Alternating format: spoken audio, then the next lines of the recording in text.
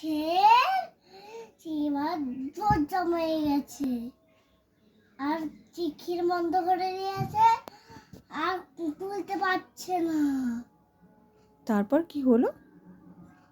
তারপর পিচ্ছিরি দিয়ে চলে গেছে। তারপর তারপর আর কিছু দেয়নি, চলে গেছে। আর বাবা আমাকে রাখো থেকে মেরে চলে গেছে পালিয়ে। বলেছে বাগানে চুপচাপ শুয়ে আছি।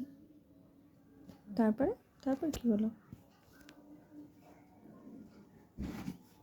তারপরে বলো কি হলো? আর কিচ্ছু হয়নি, আর কিচ্ছু হয়নি। কি করেছিল তোমাকে রাক্ষসটা?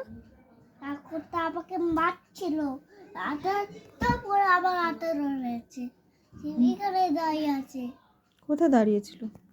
মার কাছে পিছনে। কে মারলো রাক্ষসটাকে? যে কি দিয়ে মারলো? আতুলে দিয়ে। হাতুড়ি দিয়ে? হ্যাঁ, পিঠে এক মাল পালিয়ে গেছে। তাই? কখন এসেছিল সোনা? কালকে কালকে কখন এসেছিল বলো?